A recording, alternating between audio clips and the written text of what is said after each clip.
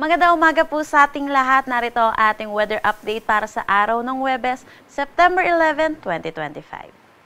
Wala na tayong minomonitor na anumang low pressure area dito sa loob ng ating Philippine Area of Responsibility dahil itong binantayan nating low pressure area dito sa eastern section ng Luzon ay tuluyan ng nalusaw.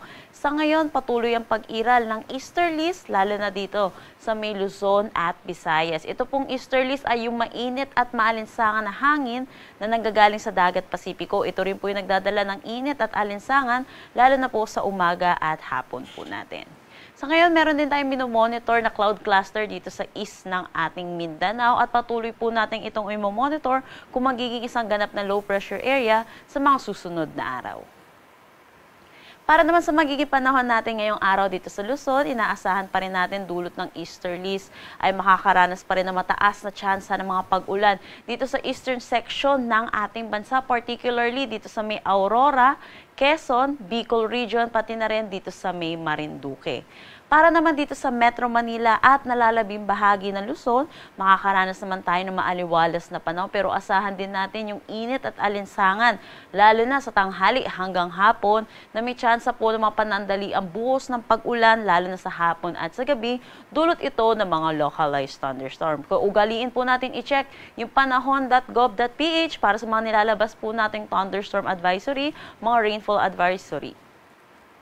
Agwat ng temperatura for Metro Manila ay 24 to 31 degrees Celsius, Lawag at Tuguegarao 24 to 32 degrees Celsius. For Baguio, asahan natin ng 17 to 23 degrees Celsius, Tagaytay 22 to 30 degrees Celsius at Legazpi 24 to 30 degrees Celsius. Para naman dito sa may Palawan, Visayas at Mindanao, aasahan natin maaliwalas na panahon din ang kanilang mararanasan pero mainit at maalinsangan lalo na sa tanghali hanggang hapon din, and then mataas ang tsansa ng mga pag-ulan, mga panandali ang buhos ng pag-ulan lalo na rin sa mga eastern section ng Visayas at Mindanao at yung mga localized thunderstorm din po natin. Ugaliin po natin magdala ng payong pananggalang po sa init at mga pag-ulan na rin lalo na sa hapon at sa gabi. Agwat ng temperatura for Calayan ay nasa Puerto Princesa, 25 to 31 degrees Celsius. For Iloilo, asahan natin 26 to 32 degrees Celsius. Gayon din dito sa may Cebu. Asahan natin sa Tacloban ng 25 to 32 degrees Celsius.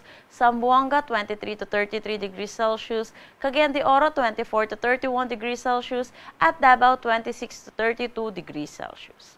Wala naman tayong nakataas na anumang gale warning sa anumang seaboards na ating bansa.